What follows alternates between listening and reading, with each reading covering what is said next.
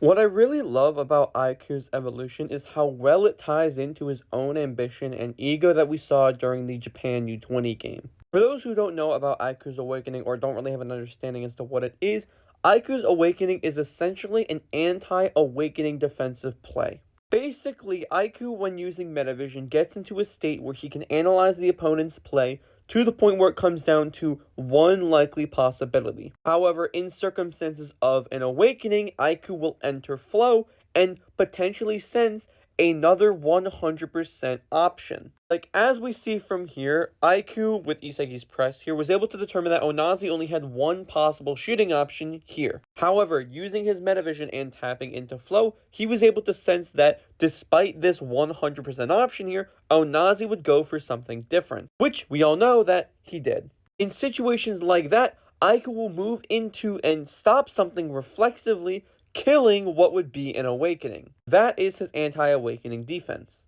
But what I really like is how it ties into his original desires as a striker, as a defender, and as an opponent. Through Aiku's backstory and his development as a character, we know that he holds evolution and helping people coax in evolution to a high regard. From his childhood, he basically didn't have a chance to bloom, as he says, and the coaches and people of his generation that were teaching him were essentially cutting off any chance at an evolution, killing uniqueness and individuality. However, when Aiku switched to becoming a defender, he essentially swapped his ideology to help people coax in evolution. As Aiku says, he wants to be the kind of person who can reach out a hand and say, bloom, or in this case, evolve, get better, challenge me, surpass me. He literally says, just try to surpass me, Blue Lock. Unless you crush me, you Blue Lock guys will never bloom. In this new play and in this new technique that he developed over the 45 days after the NEL, Aiku's learned how to kill those kinds of awakenings.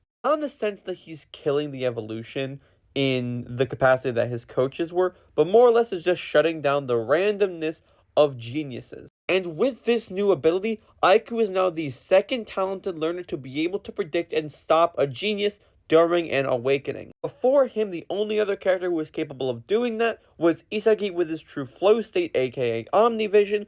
Aiku here, while using Metavision and in flow, is able to essentially do the same thing. But yeah, I really like the comparison between Aiku and what he loves and what he desires as a person to what his coaches forced upon him, and now what he's essentially doing to Onazi and future players. I think it's pretty cool.